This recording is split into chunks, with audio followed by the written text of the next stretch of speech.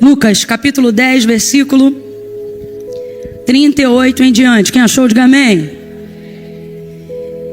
Indo eles de caminho, entrou numa aldeia, e certa mulher por nome Marta o recebeu em sua casa. Tinha esta uma irmã chamada Maria, a qual, assentando-se aos pés de Jesus, ouvia a sua palavra. Marta, porém, andava distraída. Alguém aí consegue gritar uma outra versão além de distraída? Ocupada, atarefada. Essa última aí é qual? Inquieta, agitada. Tinha essa uma irmã chamada Maria, a qual, assentando-se aos pés de Jesus, ouvia a sua palavra. Marta, porém, andava inquieta, distraída, agitada em muitos serviços. Veja, gente, em muitos serviços. Agitada, inquieta, atarefada, em muitos serviços. Em muitos serviços. Então diga para mim, essa mulher é uma trabalhadora, sim ou não? Ela está ocupada com uma demanda de responsabilidade, sim ou não? Então de cara eu já quero te dizer que esse nível de inquietação, uma tribulação, não é para gente desocupada, displicente. E aproximando-se disse: Senhor, não te importas de que minha irmã me deixe servir só? Diga-lhe, pois, agora que se levante e me ajude a servir. Respondeu-lhe Jesus: Marta, Marta. Sou só eu, gente, ou mais alguém consegue ter essa impressão de que esse Marta, Marta é Marta, Marta? Tipo, você está brincando muito.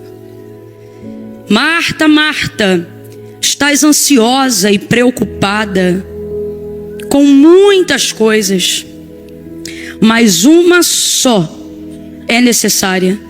E Maria escolheu esta, a boa parte, a qual não lhe será tirada. Diga amém pelo texto sagrado. Glória a Deus. Glória a Deus. Glória a Deus. Pai, em nome de Jesus, somos dependentes do Senhor. Precisamos de Ti. Precisamos muito de Ti, agora mesmo, em nome de Jesus, na pessoa bendita do Teu Espírito Santo. Opera no nosso entendimento, na nossa mente. Nós levantamos as nossas vozes agora em oração e em súplica, diante da exposição do texto sagrado, da Tua palavra, que é viva, que é eficaz, que é competente, que é penetrante, que entra mais profundamente do que qualquer perfuração de espada com 2 gumes, que é poderosa para discernir os pensamentos, as intenções do coração. Senhor, nós precisamos disso nessa manhã. Estamos aqui não porque desejamos ouvir voz de homens, mas porque queremos ouvir a Tua voz, porque Tu tens a palavra do conselho, maravilhoso conselheiro, Pai da eternidade, príncipe da paz. Levantamos as nossas vozes suplicando a paz do Senhor sobre a nossa mente, sobre os nossos corações. Ministra pelo poder da Tua palavra aquilo a qual Tu sabes o quanto necessitamos: a organização dos pensamentos, a reorganização das prioridades da nossa vida. Estamos aqui glorificando, adorando, arrumamos-nos para chegar aqui na Tua casa, mas Tu sabes como está a alma, carente de uma arrumação, aonde só o Teu Espírito pode arrumar, aonde só o Teu sangue pode limpar, aonde só a operação do Teu mover pode fortalecer áreas abatidas, áreas que estão em avaria, áreas que estavam se deteriorando. Ainda antes de falarmos de Ti, permita-nos falar contigo um pouco mais, para que haja alívio, para que haja abertura dos ouvidos, para que haja quebrantamento do coração e da alma. Espírito Santo de Deus, ouve o nosso clamor nesta manhã.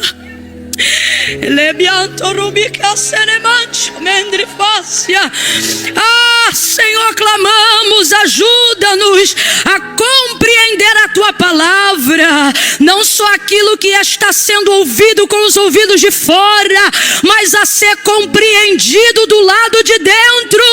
Pai, em nome de Jesus, envia socorro nesta manhã, socorro pela tua palavra. Aqueles que estão acompanhando ao vivo agora conosco, nós levantamos as nossas mãos e os abençoamos, e também suplicamos a eles de igual forma: alcança a sala desta casa com a mesma atmosfera, alcança, Senhor, essa sala onde alguém está cobrindo o plantão neste momento, alcança esse quarto aonde tem alguém que já não sai de lá de dentro aos domingos, alcança, Senhor, aqueles que foram alvejados na alma, mas o teu espírito não pode ser paralisado, o teu espírito não pode ser estacionado. Oh Senhor, eu oro como disse o apóstolo Paulo, quando ele disse: eu estou preso, mas a palavra de Deus não está em cadeias. Entra nesta manhã, por favor, Espírito, e move nos quartos, move na solidão, move no oculto, no profundo e no escondido. Nós oramos agora em nome de Jesus para aquelas pessoas que estão ocultando e escondendo a depressão, o plano suicida. Nós não vemos, às vezes elas almoçam no domingo conosco, vão às festas, mas já planejaram a morte. Corta o laço de morte nesta manhã, desfaz o plano suicida, a poder no sangue de Jesus. Oh Pai bendito,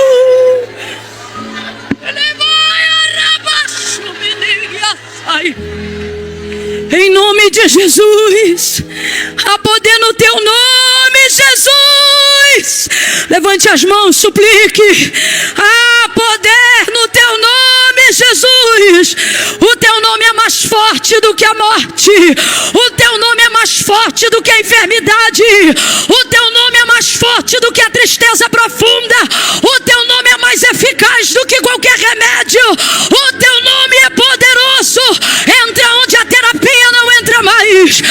Entra, Senhor, por favor, acessa a área que o psicólogo demoraria anos para acessar.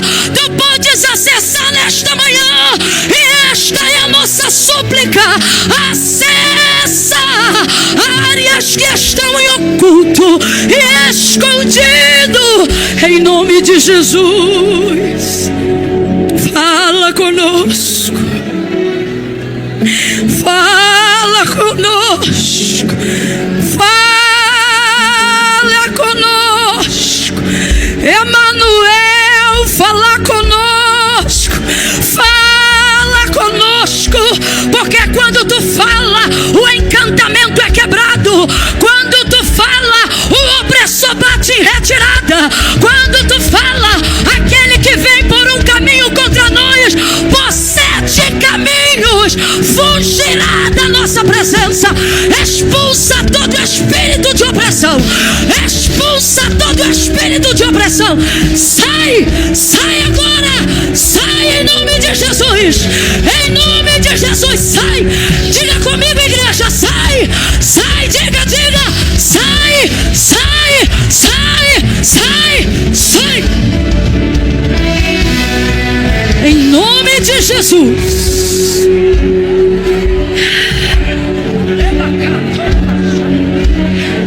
Assim nós oramos crendo.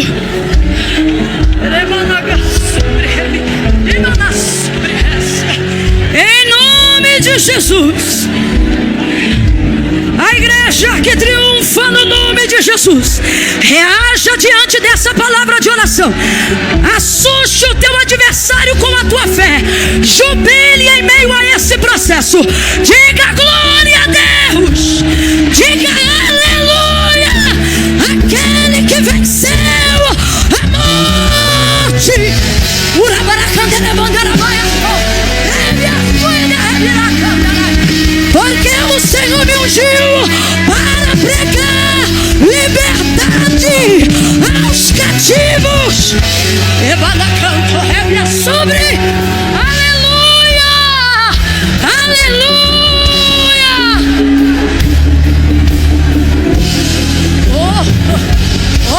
alegria. Óleo de alegria. Vestes de louvor. Vestes de louvor. Coroa ao invés de cinza.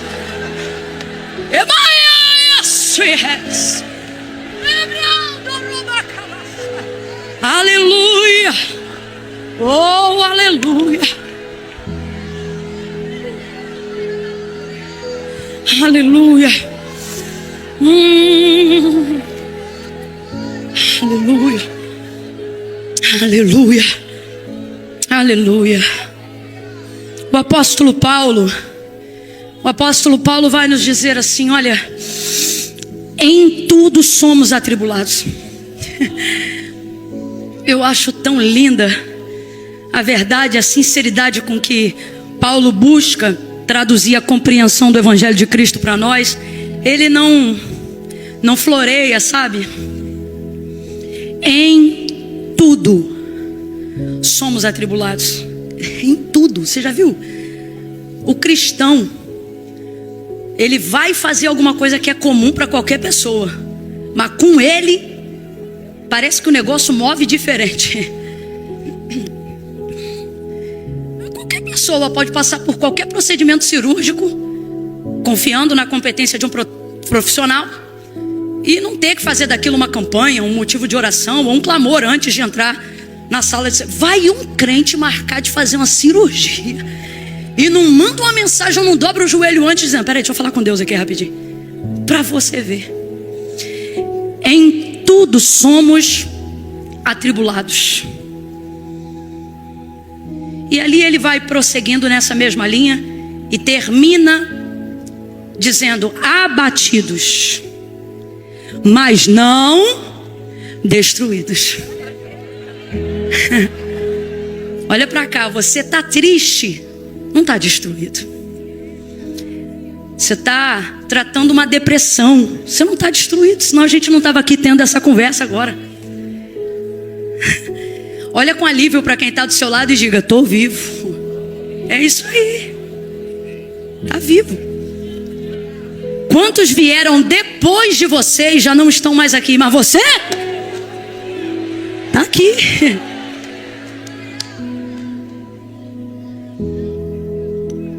Então é inerente que essas coisas aconteçam na nossa vida.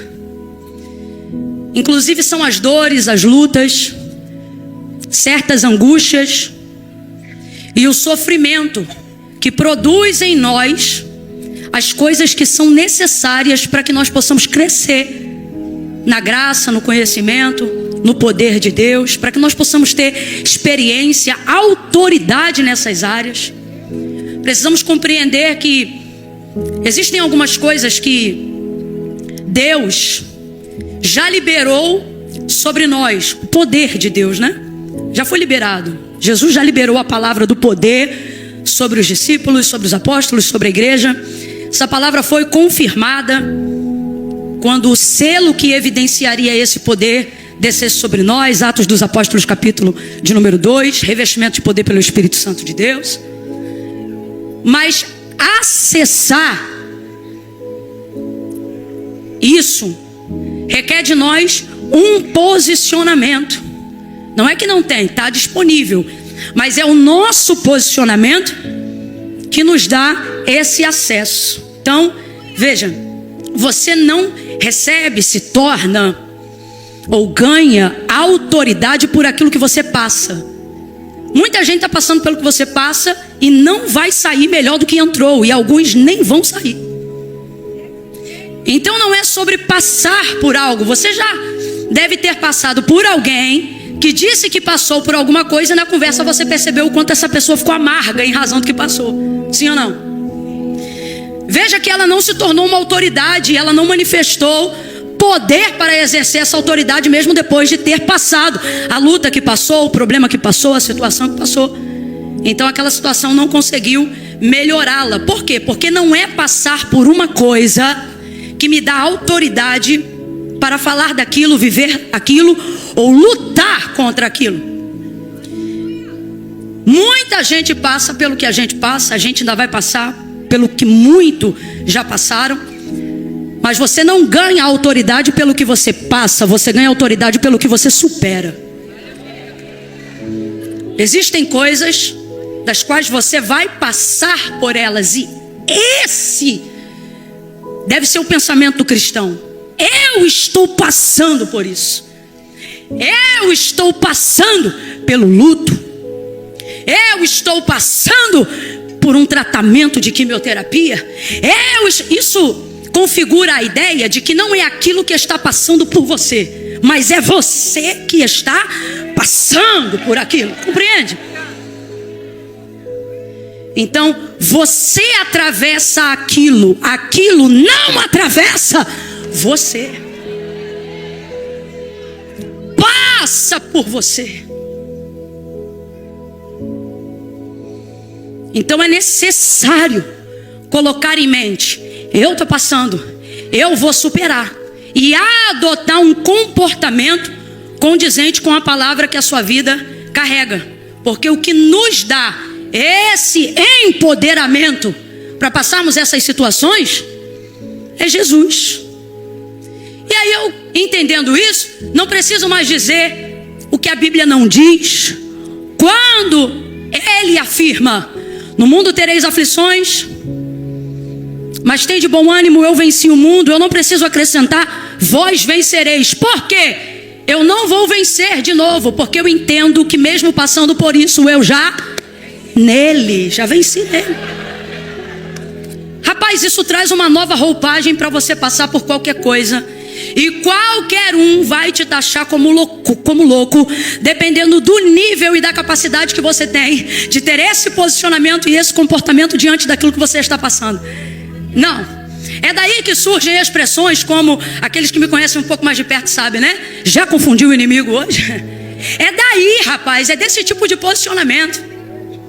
É você estar querendo chorar e fazer isso no secreto, mas levantar do devocional dizendo: diabo, sai da minha frente que eu já acordei. Sai da minha frente que eu estou de pé mais uma vez. É você querer ficar amuado dentro de um cenário de isolamento, sem perspectiva, e colocar uma roupa no domingo de manhã. Só Deus sabe a luta que foi para você escovar um dente e conseguir estar hoje aqui. Teve gente que levantou como se tivesse uma bigorna por cima das costas, pesos nos pés, não sabia o que era avarícia e o que era fúria do inimigo. Mas aquele que desembaraça o teu caminho falou: vou ao encontro dela, vou ao encontro dele. Por quê? Porque ele está vindo ao meu. É contrariar, é não fazer o que o seu inimigo espera que você faça. Se ele quer que você chore, sorria. Se ele quer que você sorri, chore. Confundi-lo é contrariá-lo. Esse posicionamento te ajuda com isso.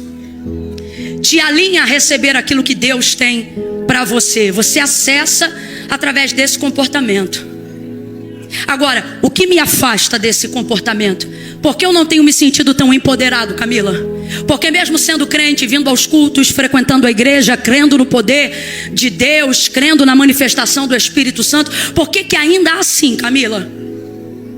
A verdade é que eu tenho andado apático, eu tenho me movido pelos outros, porque se dependesse de mim, Deus sabe, eu não teria motivação o suficiente para estar aqui nessa manhã. Por que isso está acontecendo? Ansiedade. A ansiedade é a porta de legalidade para todos os males. Eu disse todos. Vamos juntos? Eu disse? Complete aí, por favor. Todos. Jesus disse aos seus discípulos: eu não quero vocês ansiosos por coisa alguma. Por coisa alguma. Gente, isso aqui é muito sério. Se esse sentimento, se essa sensação fosse encarada como o inimigo que ela é, a gente não utilizaria ela nem para outros contextos quando falamos de expectativa. Sabe quando a gente está com uma expectativa muito boa de algo e a gente diz: eu estou ansioso, e aí a gente percebe que a ansiedade que aquela pessoa está falando não é uma ansiedade ruim, ela só está com uma expectativa muito elevada. Mas se a gente compreendesse o peso verdadeiro E o significado dessa palavra, a gente evitava essa palavra até em outros cenários, porque a ansiedade é uma coisa terrível. E sabe o que é interessante sobre ela? Ela começa de maneira muito sorrateira. E às vezes ela começa até no sentimento bom. Só que os sentimentos da alma, eles têm isso. Por isso a nossa vida não pode ser governada por aquilo que a gente sente, mas por aquilo que a palavra de Deus diz. Porque os sentimentos, eles têm esse poder de, uma vez que você está entregue a eles te canalizam para onde eles quiserem. E aí você começa a tomar todas as suas decisões pautadas nesses sentimentos. Sentimentos de alegria, sentimentos de tristeza. Como é que você acredita que um homem de Deus, uma mulher de Deus, de repente adultera do dia para a noite? Não é do dia para a noite. Foi necessário primeiro entregar-se ao governo de alguns sentimentos que provavelmente no seu início nasceram de coisas que eram prazerosas, boas. E quando se viu, já estava tomando-se decisões desastrosas e destruidoras. Nada é do dia para a noite. Então, acerca dos sentimentos da sua alma, desconfie de todos os que te levam para um nível de expectativa elevada em tudo que não for Deus. Seja uma manhã que você vai pregar, seja uma roupa que você vai usar, seja um prêmio que você vai ganhar, seja uma pessoa que você vai receber em casa. Eu estou lhe dando aqui uma dica prática. Nivele abaixo de Deus até os sentimentos que são bons, mas que não estão ligados diretamente à pessoa dele. Porque a tendência deles é, ao serem exercitados dentro de você, nessa maneira, em algum momento eles vão te canalizar para a pior faceta da ansiedade. E qual é a pior faceta da ansiedade? E eu não sou especialista dessa área. Qualquer dia eu creio que Deus vai tocar em alguém para trazer. Quem sabe o doutor Augusto Cury para dar uma lição, alguma coisa? Não sei, vai que Deus toca. Eu não sou especialista dessa área, mas certamente eu sou consumidora desse sentimento e você também. Então a gente não sabe falar tudo porque sente, mas sabe falar como é que a gente fica quando a gente sente. E como é que a gente fica? Atribulado, inquieto, angustiado, deita, mas não dorme. Está de férias, mas não descansa. Conversa com alguém aqui no olho, ó, mas daqui a pouco a mente está fugindo para algo que não está naquela conversa. E se você for meio sonsinho, você vai dando um sorriso, outro, e não deixa a pessoa perceber. Mas se você for do tipo que gosta de estar presente, você diz: desculpa, repete, eu não prestei atenção. Mas como? Você não estava mexendo em nada na hora? É a mente, ela é capturada sem a sua permissão. Porque a ansiedade já tem esse nível de autonomia dentro do seu interior, porque ela foi exercitada nesse contexto que eu trouxe para você aqui. E aí começa a vir angústia, tribulação, dor. Bem-aventurados aqueles que compreendem que essa fraqueza lhes empurra para o altar. Muito mais difícil vai ficar aqueles que pensam que primeiro tem que resolver esses problemas para depois terem espaço no coração para vir adorar a Deus. Quantas pessoas poderiam estar presencialmente aqui nessa manhã, mas não conseguiram, porque tinha o horário da comida do fogo, tinha o horário que tinha que limpar. Camila, eu trabalho de segunda a segunda, eu só tenho esse dia. E é nisso que vez ou outra alguém edita aquilo que eu falo para poder macular aquilo que eu prego. Mas é sobre isso que eu me refiro. É quando a sua expectativa no trabalho é maior do que toda a expectativa que deveria estar em Deus para te dar saúde para trabalhar. Por quê? Porque o trabalho pode te dar dinheiro, mas saúde quem dá é Deus. Paz de espírito quem dá é Deus. Dinamismo quem dá é Deus. Potência quem dá é Deus. Produtividade não ativista quem concede é o Espírito Santo. E quantas vezes o nosso olhar, a inclinação do nosso coração está para tudo aquilo que diz respeito ao que achamos que é urgente. As contas são urgentes. Aquilo que está em casa para resolver é urgente. É tudo urgente, urgente, urgente. E Charles Haddon Spurgeon dizia: cuidado para que vocês não deixem aquilo que é urgente tomar o lugar daquilo que é importante. E tem diferença, Camila? Tem, gente. Porque urgências você vai ter sempre. carro tu vai consertar de vez em quando, vai ter que trocar de vez em sempre. Filho, é que eu estou numa fase, meu filho, essa fase vai até...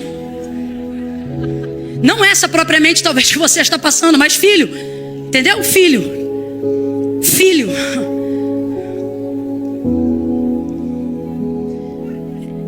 Isso aí vai ter direto.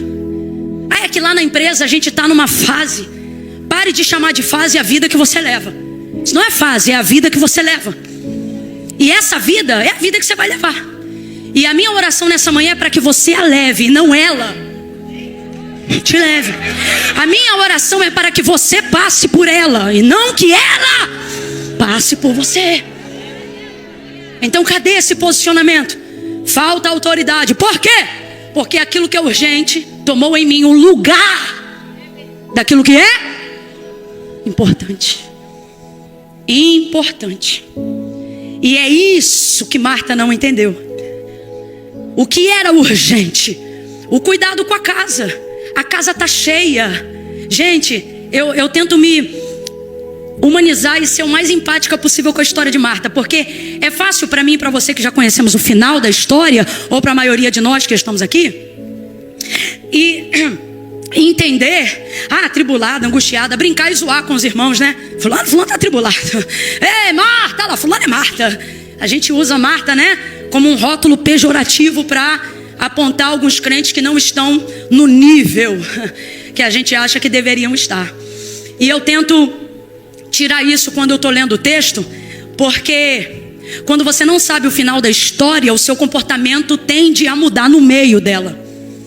E a verdade é que Marta, você vê o texto abrindo e dizendo, uma mulher, certa mulher de uma aldeia, cujo nome era Marta, o recebeu em sua casa. Diga para mim, Marta é uma mulher generosa, sim ou não? Marta é uma mulher sábia, sim ou não? Ela reconhece o ministério de Cristo. Ela reconhece que Ele é o Filho de Deus vivo, sim ou não? Sim.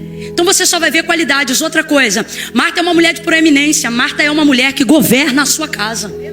Você sabe que são 3 irmãos, Lázaro, Marta e Maria. Mas certamente ao falarmos de Marta, estamos falando daquela que exerce proeminência dentro da cidade.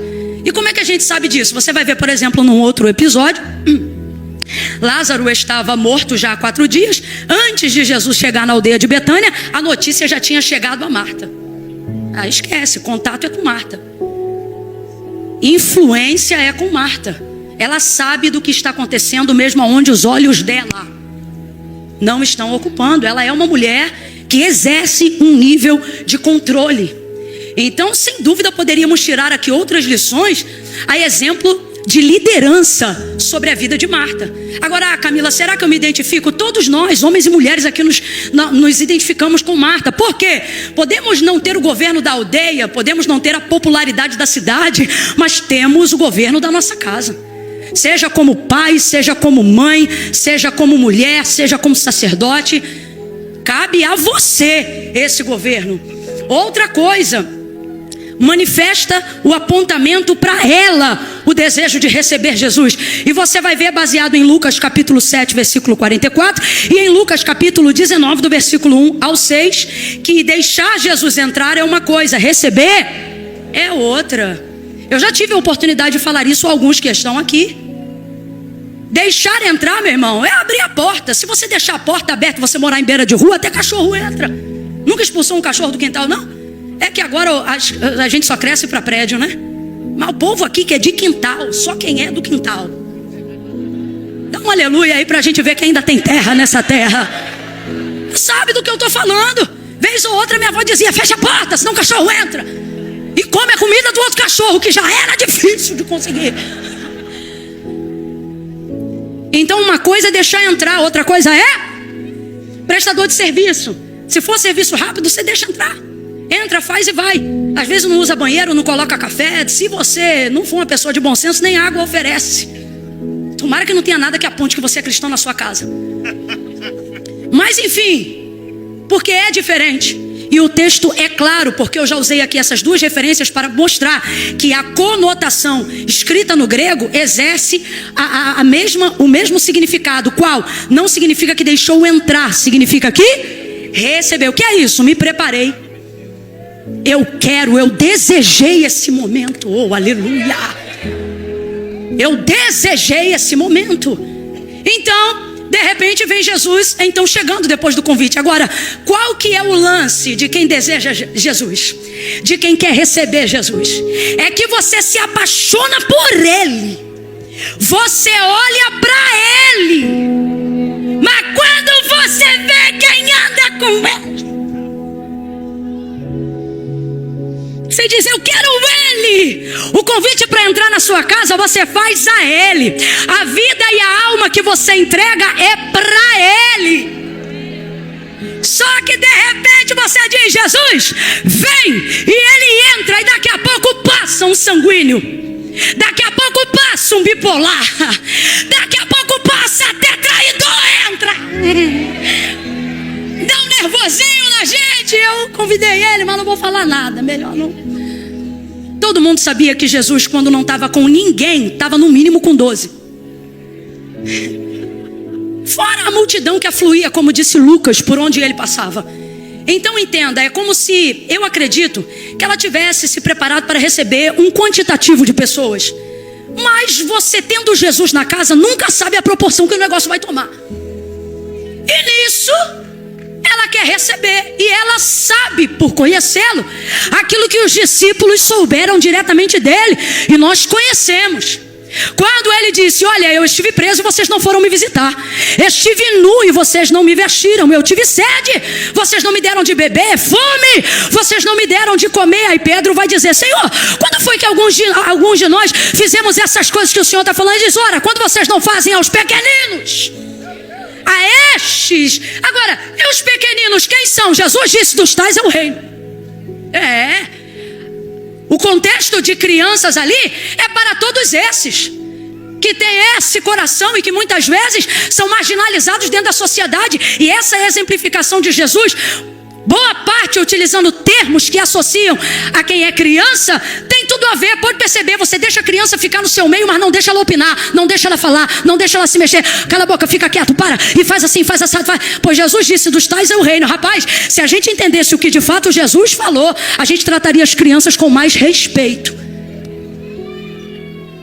Então, ele diz, olha, quando vocês não fazem a esses, a quem? Aos pobres, aos cativos, aqueles a qual eu fui enviado. Jesus foi enviado aos pobres, de acordo com o texto messiânico de Isaías. Ou seja, o problema é que a gente só associa isso à escassez de dinheiro. Mas irmão, pobreza é o tipo de adjetivo utilizado para várias áreas. Tem gente que é pobre de espírito. Inclusive Jesus vai dizer, bem-aventurados os pobres. E ali ele vai classificar categorias de pobreza. Porque não é sobre não ter dinheiro, mas às vezes é não ter tempo, é não ter atenção, é não ter amor, é não ter afeto, é não ter respeito, é não ter carinho, é não ter acolhimento, é não ter afago. E não adianta, esse povo anda com Jesus. Hoje quem veio a esse culto, veio por causa dele, se apaixonou por ele, quer receber ele, mas está sentado ao lado de alguém, como João, como Pedro, talvez até de Judas. Você está me entendendo? Agora neste mesmo capítulo, Jesus vai dizer para um jovem que queria segui-lo, para um jovem que queria andar com ele, ele vai dizer assim, olha, guarda os mandamentos, cumpres o maior de todos eles, qual? Ele vai dizer, amarás o Senhor teu Deus de todo o teu coração, com toda a tua força, de todo o teu entendimento, e ao teu próximo, como a ti mesmo. Aí o que ouve pergunta, quem é meu próximo? Aí ele vai dizer, e vai contar a parábola do bom samaritano. Passa o sacerdote e negligencia o homem que estava espancado no caminho. Passa o levita e passa longe do homem que havia sido espancado no caminho. Aí de repente passa um samaritano, alguém que não tem título, alguém que não tem relevância, alguém em quem essa expectativa não seria gerada. E ele para, coloca azeite em suas feridas, lhe dá vinho para adormecer a dor, coloca sobre o seu cavalo, leva para uma hospedaria, trata e cuida daquele homem, e na descida na recepção, ele deixa tudo pago e a promessa de pagamento àquele que o hospedou, dizendo: olha, tudo que ele precisar, você faz para ele que na volta eu pago. Aí Jesus pergunta para aquele homem: quem você acha que é seu próximo? Diante dessa história ele diz: olha, eu penso que é aquele que teve misericórdia dele. Exatamente, esse é o próximo. Então nunca espere que por ter decidido andar ao lado de Jesus, você só vai caminhar com os príncipes da terra. Entenda a perspectiva do reino de Deus. Para falar de realeza, de príncipes e princesas, são daqueles que são seus servos. O que Jesus vai dizer acerca desses? Ele vai dizer: olha, no meu reino o maior é o que serve. Porque foi isso que ele fez quando esteve aqui. Então, receber Jesus e ter Jesus é ter que aprender a lidar, a amar, a servir toda a gente que vem com Ele. Responda com inteligência a essa própria reflexão no seu pensamento. Jesus ficaria, ele se submeteria, sentiria-se honrado em ser aceito e recebido em uma casa que não recebe quem ele ama, que não apoia os seus amigos, que não dá de beber água aos seus discípulos, que não honra aqueles que estão com ele, só porque não são perfeitos com ele? Responda isso em seus próprios pensamentos. Jesus ficaria, agora eu vou tentar colocar mais próximo da nossa realidade. Você ficaria onde seus filhos não são bem-vindos? Você ficaria numa festa honrosa e maravilhosa onde tem alguém desprezando aqueles a quem você ama? O filho que você trouxe ao mundo, o marido que foi fonte de campanha de oração para hoje ser uma alma que reconhece a Jesus como Senhor. Você ficaria nesses ambientes que rechaçam as pessoas que você ama, que humilham as pessoas que você cuida, que deixam de oferecer amparo, acolhimento às pessoas por quem você tem dado a vida, para que a alma delas não se perca? Pense, você ficaria? Então entenda, Jesus está dizendo: não importa o quanto você diz que me ame, não importa o quanto você diz que queira me receber, não importa o quanto você se prepare para que eu entre em sua casa, fica ciente, a melhor maneira de me amar é amando as pessoas que andam comigo, e elas não são perfeitas como eu, mas elas são minhas. Elas são minhas.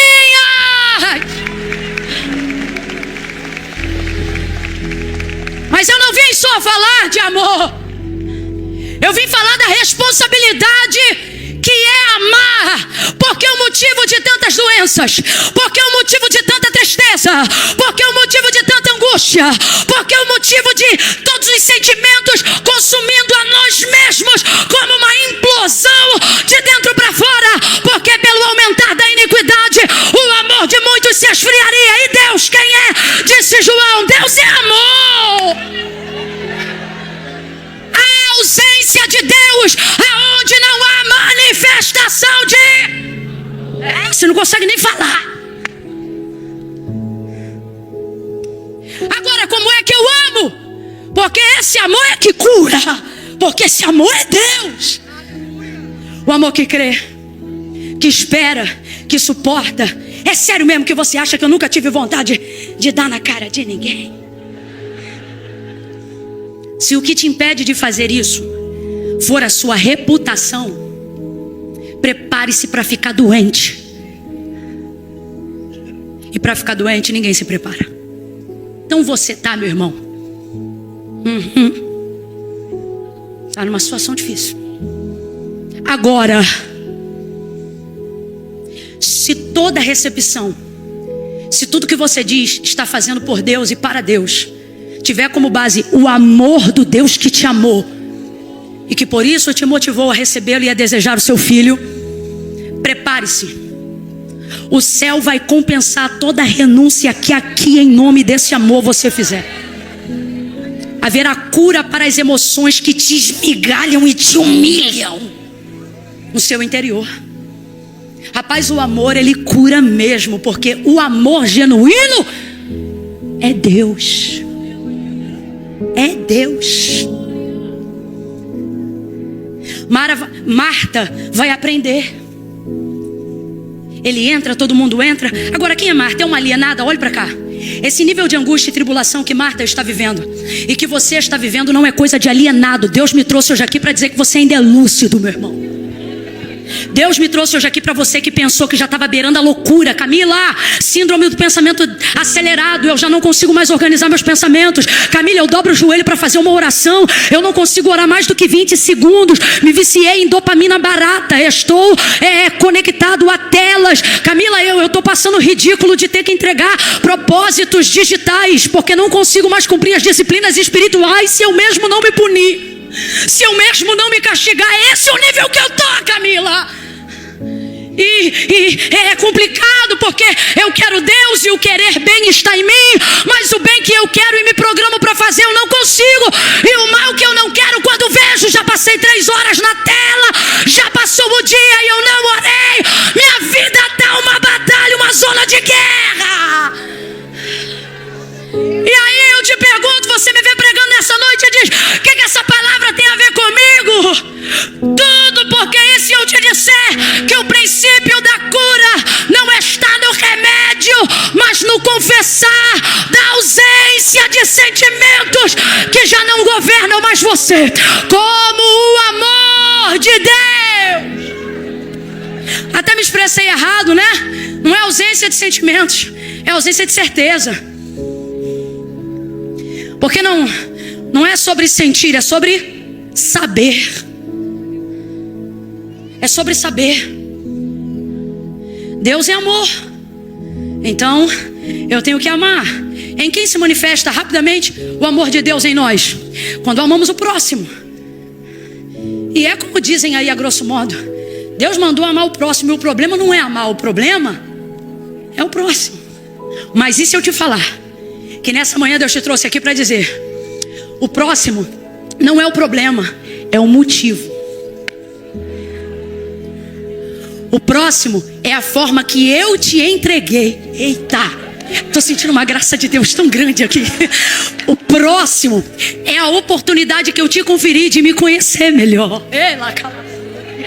O próximo é a oportunidade que eu te dei de ter uma experiência pessoal, íntima e profunda comigo. Na vida do próximo é a distância física mais curta entre você e Deus, é entre você e seu próximo. Quando você quiser abraçar a Deus, abrace seu próximo. Quando você quiser sentir-se amado por Deus, ame o seu próximo. Eu não estou dizendo quando você quiser ser, você é. Eu estou dizendo quando você quiser se sentir. É no seu próximo. Agora, é difícil. Por quê? Porque eu quero Deus, mas não quero meu próximo. Eu quero Jesus, mas não quero meu irmão. Eu quero a igreja, mas não quero pastor. Eu quero a mensagem, mas não quero o pregador. E começamos a desassociar e a deslocar completamente Deus das pessoas que Ele usa, Deus das coisas que Ele se manifesta. E perdemos o tato espiritual, físico e emocional, porque as referências vão embora, a iniquidade cresce, o amor. Aleluia! Glória a Deus! Acabou. Não sente mais, não confia mais, não ama mais, não faz churrasco mais, não confraterniza mais. Tua família está minguando, porque ninguém é perfeito, ninguém está à tua altura. Tua casa não recebe crianças, senão elas quebram as coisas da sua casa. Então é melhor ficar vazio, na solidão daquela depressão, do que vez ou outra ter que mandar alguém vir limpar o sofá nos gritos de alguém que está fazendo uma pirraça e outra, mas que está crescendo entre os seus. E você diz: por que vou à igreja? Por que sou tão santo? Por que sou tão perfeito? Mas por que estou passando por esse momento? Você perdeu suas referências. Você deslocou Deus das pessoas. Você deslocou a manifestação de Deus das coisas. Por isso está tão frio. Por isso ora, mas não sente. Por isso busca, mas não manifesta poder. Prega, mas não manifesta a revelação. Canta, mas não é avivado pelo louvor. Por isso, Você queria uma explicação lógica? Essa foi a melhor que o Espírito Santo me confiou. E aí eu não estou falando do Espírito Santo, estou falando da minha capacidade de entrega. Porque Ele não me dá tudo o que eu preciso saber, Ele me dá tudo que eu sou capaz de administrar. E esse é o melhor, Deus sabe. Marta atribulada, angustiada. Agora, eu não vim aqui só trazer esse confronto. Eu vim te dizer que isso não aconteceu do nada. Não é porque você é relapso, relaxado. Não é porque você é um negligente. É porque você sempre exerceu o governo. É porque se você não acordasse cedo, não tinha quem acordasse atrás de você para fechar a renda contigo. Foi por isso que você ficou assim. Só que você esqueceu que quem te deu força para levantar e para ir atrás e para ter quem aceitasse convites e oportunidades para você trabalhar, tudo isso foi Deus. Mas em algum momento a meritocracia tomou o lugar da consciência da graça. E você começou a trabalhar, a cuidar, a proteger.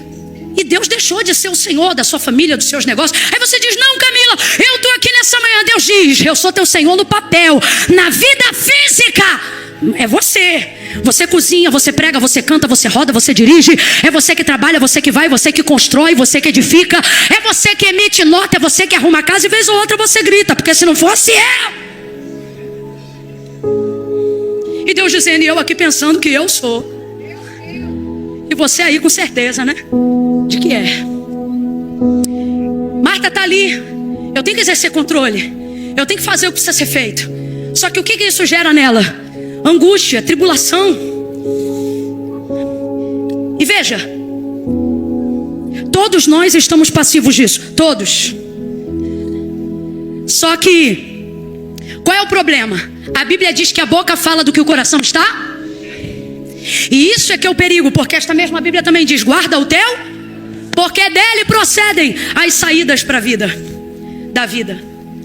Então, qual que é a questão aqui? Eu quero ele, mas tenho que cuidar deles. Então, para cuidar deles, vou ter que me ausentar dele. E ela se ausenta e cuida. Quando ela vê que não dá conta, ela não só não fica no lugar que ela deveria estar. Porque, Camila, tem um lugar, gente, goste você ou não, acredite alguém nisso ou não, a verdade é que todos nós temos um lugar para estar no propósito de Deus. E toda a tormenta que carregamos na nossa vida normalmente tem a ver com o fato de não estarmos nesse lugar. Por isso estamos sempre em outro lugar, não querendo estar ali. Porque há em nossa alma a perturbação de quem sabe que não está aonde deveria estar. Então, veja isso, como é perigoso. E eu prometo que eu caminho para encerrar aqui. Marta não só vai sair do lugar em que ela não deveria estar, como vai procurar tirar alguém que está aonde deveria estar. Esse é o estopim da tribulação. Esse é o estopim da tribulação. É quando o lugar que eu estou passou a produzir tanta perturbação em mim, em nome do que eu faço, que para ter a ajuda que eu quero, eu vou ter que tirar alguém da posição que Deus quer. Gente, isso é muito sério. Porque se você tirar toda a introdução colocada no texto, é exatamente isso que vai acontecer. Ela não está aonde deveria estar. E como é que a gente sabe disso? Pela maneira como Jesus a adverte. E pela maneira como Jesus usa a posição de Maria para referenciar Marta. Se situa, ok? Então, ela não só não estar aonde deveria estar, como ela vai usar do acesso que ela tem a Ele, da intimidade que ela tem com Ele, para pedir que Ele tire alguém. Eu tenho medo de usar meu relacionamento com Deus para essa finalidade, gente. Porque era isso que os fariseus achavam que podiam fazer. Achar que a nossa intimidade, que o nosso culto, que a nossa religião faz a gente ter um nível de intimidade com Deus que nos dá autonomia para dizer a Ele como Ele tem que operar, para dizer a Ele quem pode estar diante dele e quem não pode. Jesus, sou eu sozinha no temor ou mais alguém me acompanha? Porque se alguém também está temendo, abra a boca e diga: misericórdia, Jesus, misericórdia. Misericórdia de usar meu monte, meu jejum, misericórdia de usar meu dom, meu talento, misericórdia de usar minha influência, misericórdia de usar minha capacidade, misericórdia de usar o meu governo, misericórdia de usar a autonomia do meu lar no nosso relacionamento. Irmão, quem está acostumado a dar ordens para todo mundo não tem dificuldade de vacilar no relacionamento e achar que pode dar ordem para Deus. Uma mulher com a influência dela, você pode ter certeza que Jesus não é a primeira pessoa a estar recebendo uma sugestão, um comando dela naquele dia. É ruim, hein? O que já teve de funcionário, de servo da casa. Já viu o vaso da latrina? Já tirou? Não, já vi, vai lá e tira de novo. Eu estou imaginando aqui, porque não tem como, irmão. É o que eu estou dizendo, não é fácil, é a nossa vida, gente. Agora, olha o nível. Rapaz, ela sai de onde ela está. E nessa hora a gente pensa, vai ver que a palavra cativou também.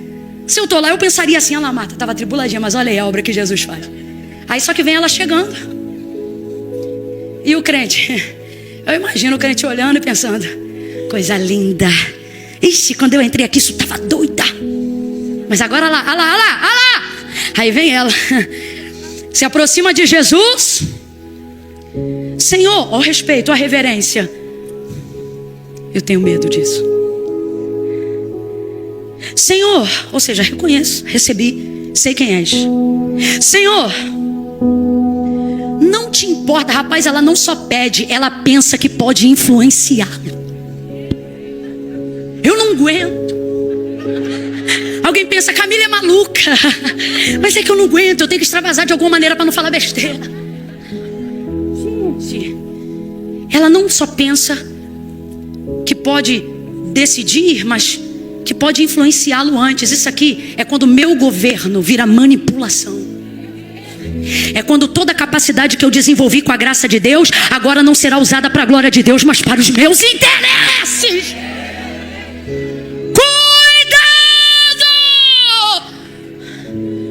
Cuidado! Ela vem: Senhor, não te importa? Como quem diz assim: gente, eu tô doida ou alguém mais aqui tem margem para isso aqui? Pode me corrigir de verdade, viu, por favor. Mas a impressão que eu tenho no nascedouro da motivação é assim: não é possível que o senhor não está vendo aqui, né? A impressão que dá é que até Jesus não está muito certo do que está acontecendo ali. É a impressão que dá. Isso quem está falando sou eu. Senhor, não te importa? Traz um clima tenso agora. Um clima de quem vai tomar um Marta agora. Vem, sei lá, num órgão americano, um negócio.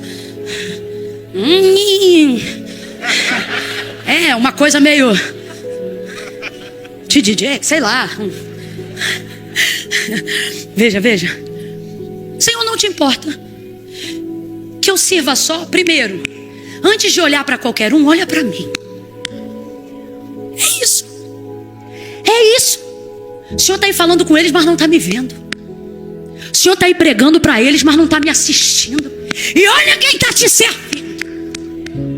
Gente, porque nessa casa o Senhor sabe que só eu que oro. Porque nessa casa o Senhor sabe que se eu não fizesse uma campanha, olha para mim, olha para as minhas obras, olha para o meu serviço, olha para a minha história, olha para o que eu estou fazendo para o Senhor. Será que ao ver isto, minha tribulação, as dores que eu carrego porque eu decidi te receber, a pia cheia de louça porque eu quis que o Senhor viesse, as caras amarradas e estranhas porque estão achando que não estão comendo o suficiente, tudo isso porque eu quis te receber. No fundo, galera, tem isso tudo. Será que vendo isso, ou seja, o Senhor não se importa de me ver aqui? O Senhor não se importa. Agora, consciente de que eu estou falando que eu tenho certeza que eu estou certa, diga-lhe pois agora. E é aqui que mora o mais alto grau de orgulho. Aonde? Na certeza de que não há hipótese alguma de você estar? É nessa hora que não dá para distinguir quem é Lúcifer e quem é a gente. Diga-lhe, ela... Não, vamos rasgar aqui. Ela falou para ele o que ele tem. Mais do que isso. O que ele tem que... Você não fala para o verbo o que ele tem que falar.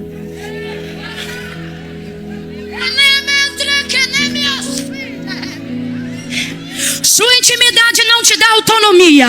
Eu não sei para quem, talvez para mim de novo, mas Deus manda dizer: sua intimidade não te dá autonomia.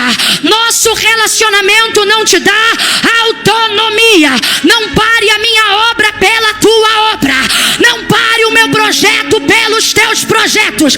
Não pare a minha vontade pela tua vontade. Minha intimidade contigo não te dá autonomia comigo. Eu ainda sou o Senhor.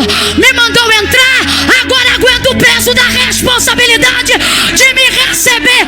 Aonde eu entro eu mando, aonde eu entro eu faço, aonde eu entro o controle é meu. Eu preguei uma mensagem antes de vir pra cá, Marta, e a mensagem foi: se alguém quiser vir após mim, negue-se a si mesmo, tome sobre si a sua cruz e siga-me. Diga comigo, siga-me. O que foi que Jesus disse? O que foi que Jesus disse? Sabe o que ele está dizendo? Antes de eu entrar eu estava lá e você aqui, mas agora que eu entrei eu estou aqui e você lá. Lá onde? Atrás de mim, atrás das minhas vontades, atrás do meu querer, atrás das minhas decisões, atrás do meu comando, atrás do meu governo, atrás do meu controle, atrás da minha vontade. Marta, Marta.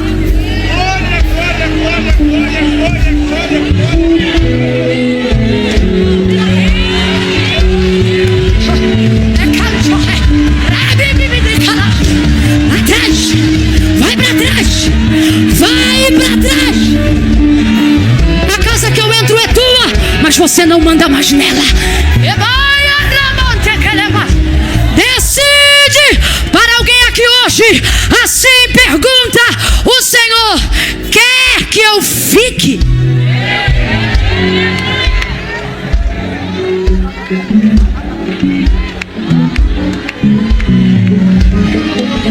Porque se a tua vaidade e o teu orgulho entrar por uma porta, eu vou sair pela outra e levo Maria comigo.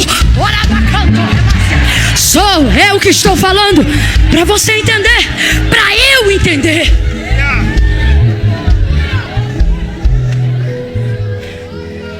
Deixa isso aqui no altar hoje.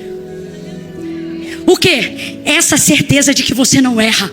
Deixa isso aqui hoje, antes que seu relacionamento de intimidade seja comprometido com Deus. Deixa isso aqui hoje. Deixa na casa.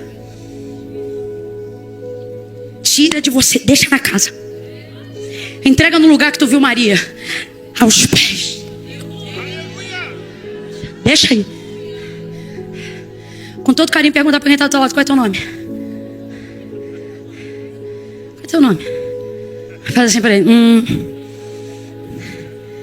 Fala assim para ele. Ou para ela: ouvi. Deus te chama hoje. 2 vezes. 2 vezes. Pastora, qual é seu nome? Sônia. Eu vou chamar a senhora com todo respeito. Irmã Sônia, pastora Sônia, ora há tantos anos que quando ela vai pegar um negócio no chão, Deus diz: o que foi? Nada, Senhor, só vem pegar um garfo aqui que caiu. Mas com todo respeito, eu vou dizer: Sônia, Sônia. Só por isso que eu não vou dizer pastora, porque quando o confronto é nesse nível, o Senhor deixa os títulos lá fora. Agora, a liberdade que eu peço, Senhora, que me conceda, eu também lhe dou. Não diga pastora, não diga profeta, porque é tudo isso que tem me feito mal. Diga, Camila, Camila. Se quiser, não precisa nem falar Barros. Fala assim, Barro, Barro.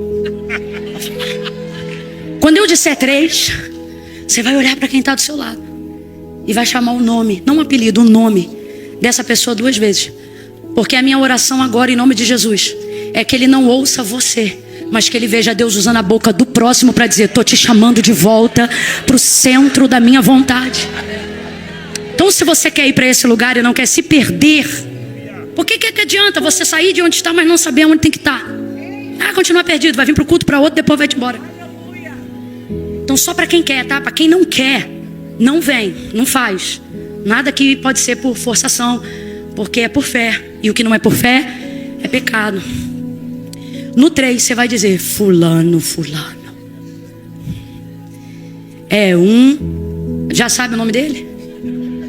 Pergunta, menino. 2. Fica bem sério. 3.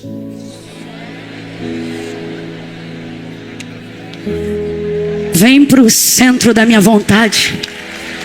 Volta para o centro do meu. Quem está ouvindo ele chamar, fica de pé. Quem quer ouvir?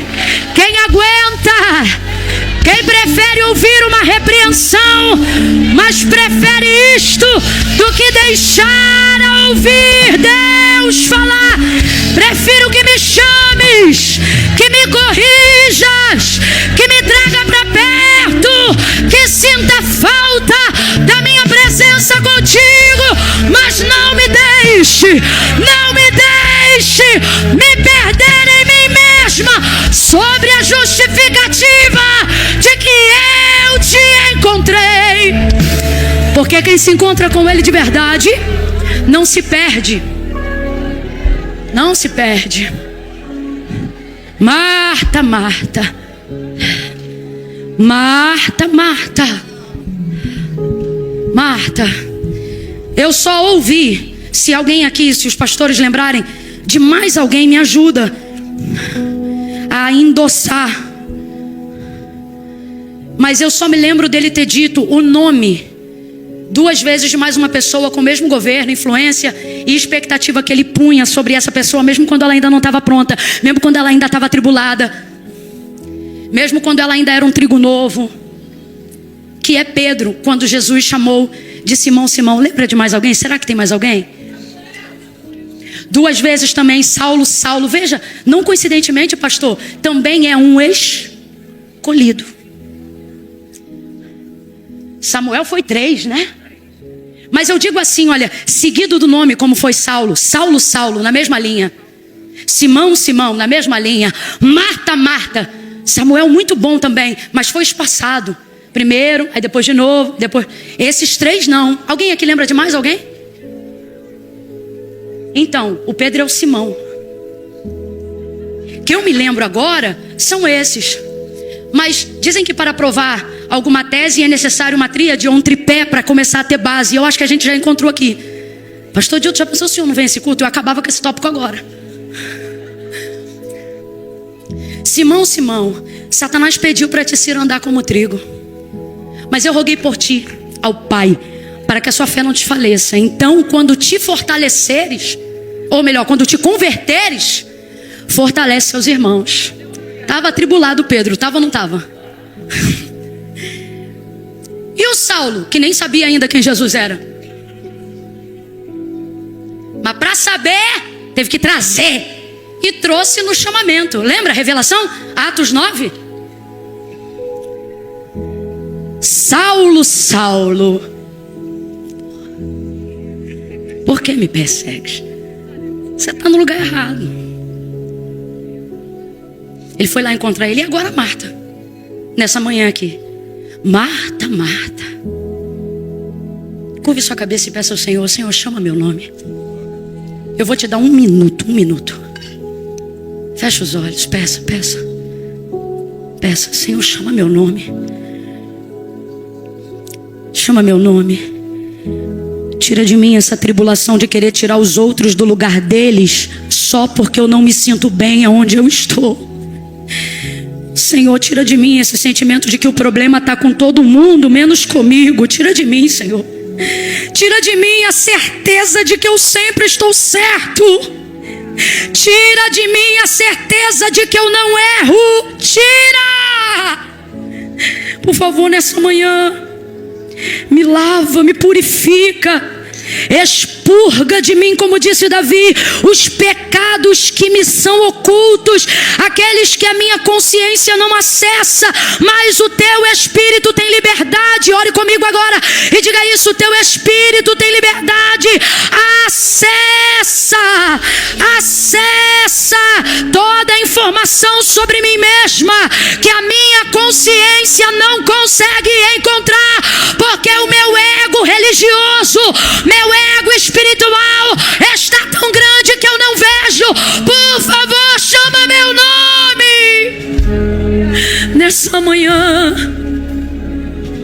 eu quero também escolher estar onde Maria está.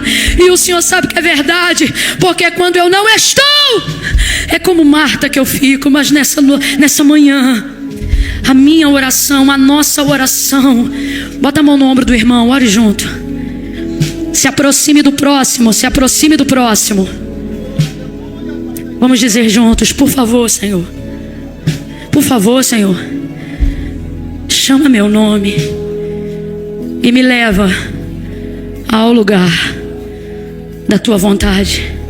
Me leva de volta aos teus pés. Em nome de Jesus. Amém.